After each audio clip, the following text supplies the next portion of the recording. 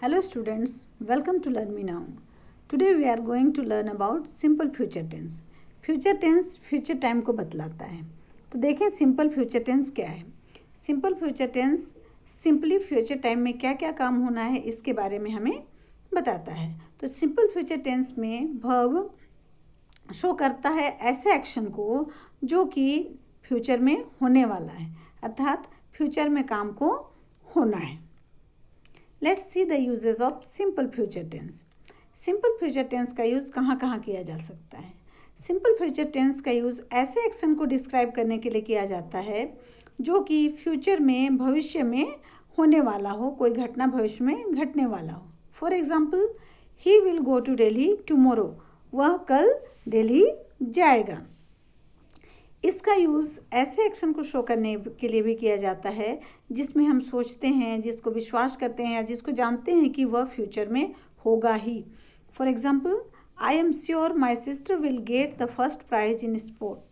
मैं श्योर हूँ कि मेरी बहन स्पोर्ट में फर्स्ट प्राइज लाएगी.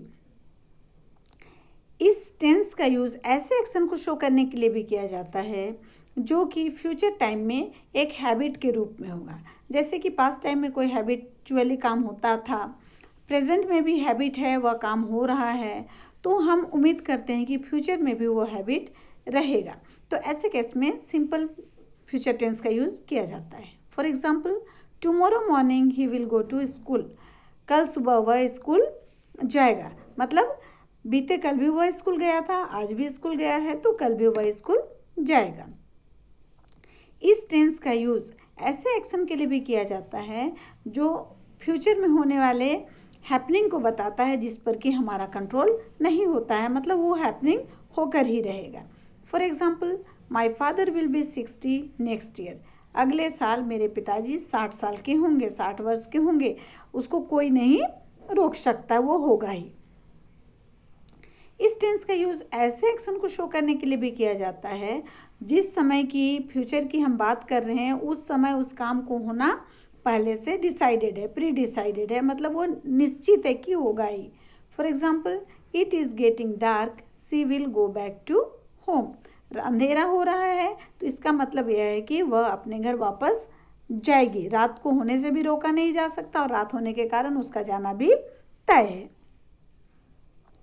इस टेंस का यूज़ फ्यूचर टाइम का कोई ऐसा फिक्स टाइम टेबल या ऑफिशियल प्रोग्राम जो पहले से प्लान किया गया हो, वहाँ पर सिंपल फ्यूचर टेंस के जगह में उसके बजाय सिंपल प्रेजेंट टेंस का यूज किया जाता है. तो यहाँ सिंपल फ्यूचर टेंस का काम करना है, लेकिन सिंपल फ्यूचर टेंस का यूज़ नहीं करके हम सिंपल प्रेजेंट टेंस का यूज़ करते हैं. For example, the school opens on 2 जनवरी.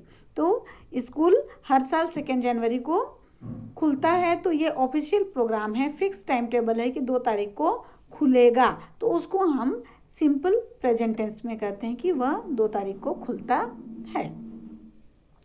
कुछ ऐसे क्लाउजेज हैं जो कि फ्यूचर टाइम को शो करते हैं जिसमें सिंपल फ्यूचर टेंस का यूज होना है, लेकिन ये क्लाउज यूज कराते हैं किसका? सिंपल प्रेजेंट टेंस का. जैसे if, unless, as, while, before, after, till, until, by the time and as soon as. ये जो क्लाउजेस हैं, इन क्लाउजेस के साथ में सिंपल फ्यूचर टेंस को शो करने के लिए हम सिंपल फ्यूचर टेंस का यूज नहीं करेंगे, बल्कि किसका करते हैं? सिंपल प्रेजेंट टेंस का. For example, he will not go to school if it rains. तो अगर बारिश होती है तो वह स्कूल नहीं जाएगा. वह स्कूल क्यों नहीं जाएगा?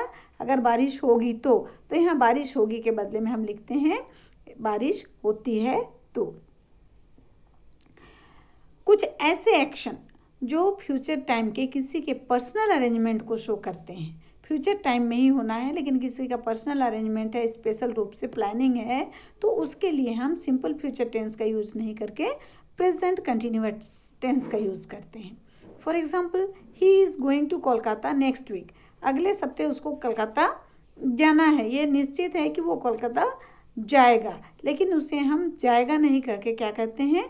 वह कोलकाता अगले वीक जा रहा है. क्यों जा रहा है? क्योंकि ये निश्चित है. तो सिंपल फ्यूचर टेंस में हम देखते हैं कोई काम होगा, जरूरी नहीं कि वो होगा ही, होना एक्सपेक्टेड है, but it is not sure that will be happen. तो वो एक्सपेक्टेड है, होगा जरूरी नहीं है, इसीलिए यहाँ बिल्कुल फिक्स है कि वहाँ अरेंजमेंट किया हुआ है कि वो जा रहा है, उसका पर्सनल प्रोग्राम है, तो वहाँ हम प्रेजेंट कंटिन्यूअस टेंस का यूज करते हैं। किसकी जगह में? सिंपल फ्यूचर टेंस की जगह में। तो हमने देख लिया कि फ्यूचर टेंस का यूज कहाँ कहाँ किया जाता है और कहाँ फ्यूचर टेंस के बदले में सिंपल प्रेजेंट टेंस या प्रेजेंट कंटिन्यूअस टेंस का यूज किया जाता है। तो अब हम देखें कि सिंपल फ्यूचर टेंस के जो सेंटेंसेस होंगे वो डिफरेंट काइंड के सेंटेंसेस में कैसे बनाए जाएंगे, मतलब सिंपल फ्यूचर टेंस का यूज डिफरेंट काइंड के सेंटेंसेस में कैसे यूज किया जाना है, क्या रूल है इसके लिए। तो सबसे पहले देखें एफर्मेटिव सेंटेंस, जिसको हम सकारात्मक वाक्य भी कहते हैं, इसको असर्टिव सेंटेंस भी कहते हैं और स्टेटमेंट भी कहते हैं। इसमें ना नहीं होता और कोई क्वेश्चन भी पूछा नहीं जाता है।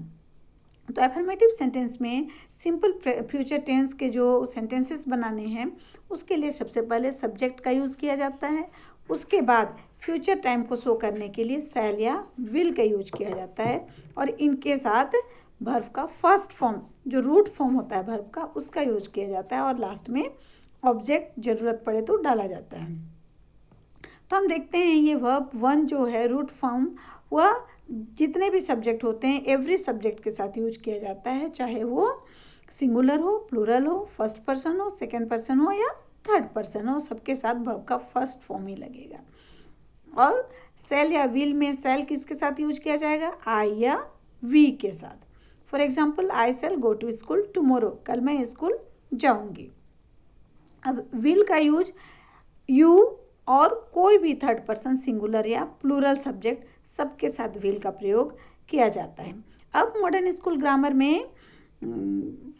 ग्रामर में हम लोग विल का यूज सारे सब्जेक्ट के साथ करते हैं। शैल का यूज लगभग बंद सा हो गया है और विल का यूज सारे सब्जेक्ट के साथ धड़ल्ले से हो रहा है।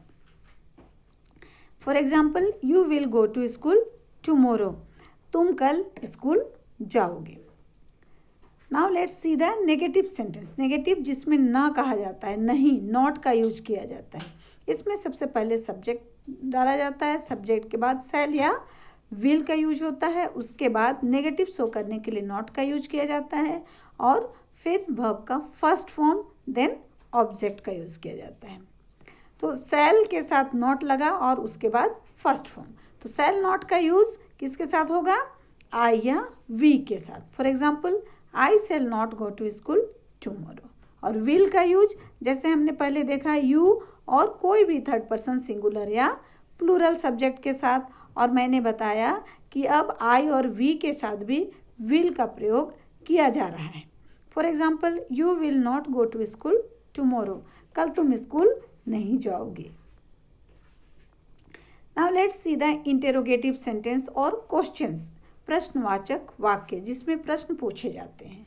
तो प्रश्नवाचक सेंटेंस में हमेशा हेल्पिंग वर्ब का यूज सबसे पहले किया जाता है। जैसे यहाँ देखें शैल या विल का यूज होगा सबसे पहले, देन सब्जेक्ट, और सब्जेक्ट के बाद वर्ब का फर्स्ट फॉर्म और ऑब्जेक्ट, लास्ट में क्वेश्चन मार्क डालकर सेंटेंस को इंट्रोगेटिव बनाया जाता है।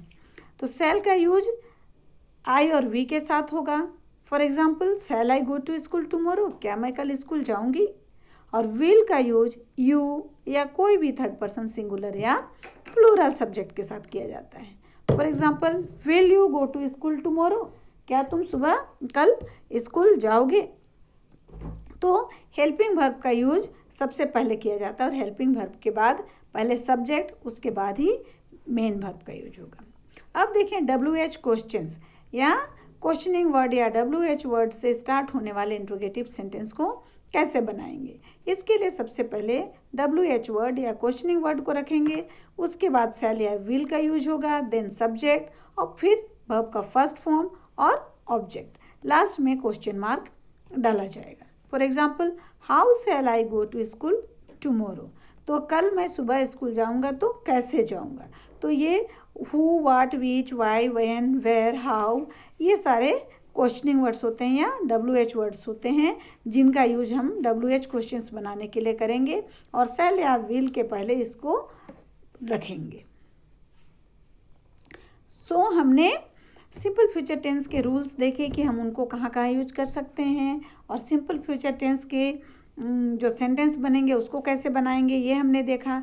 अब देखें कि कभी बना बनाया सेंटेंस मिल जाए और उसको हमें पहचानना हो, डिटरमाइन करना हो कि ये किस टेंस का है, तो सिंपल फ्यूचर टेंस के सेंटेंस को हम कैसे पहचानेंगे।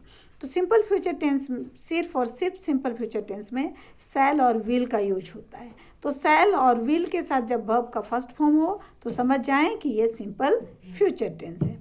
और कुछ एडवर्ब्स या फ्रेजेज हैं जैसे tomorrow, next day, next week, next month, next year. इस तरह के जो नेक्स्ट मतलब आने वाले समय की जब बात कही जाती हो जिस वर्ड के थ्रू, तो ऐसे सेंटेंस क्या होंगे, सिंपल फ्यूचर टेंस के होंगे। अब हिंदी के वाक्यों में हम कैसे पहचान करेंगे, या कभी ट्रांसलेशन करने आए तो हम सिंपल फ्यूचर टेंस का सेंटेंस को कैसे पहचानेंगे या बनाएंगे। तो जिस सेंटेंस के वर्ब अर्थात क्रिया के अंत में गा, गे, गी, गु रहे तो ये सिंपल फ्यूचर टेंस का सेंटेंस होगा। और जैसे मैं कल स्कूल जाऊंगा, मैं खाऊंगा, मैं पीऊंगा, मैं सोऊंगा, तो गा, गे, गी जो आएगा ये सिंपल फ्यूचर टेंस के सेंटेंस होंगे, यही इसकी पहचान है। सो स्टूडेंट्स, आपको मेरा ये वीडियो कैसा लगा? आई होप कि आप सिंपल फ्यूचर टेंस के बारे अच्छी तरह समझ चुके होंगे। तो इस वीडियो के बारे में आप कमेंट जरूर करें। अगर पसंद आया, यूजफुल लगा तो वीडियो को लाइक करें, शेयर करें और सब्सक्राइब भी जरूर से करें। थैंक्स।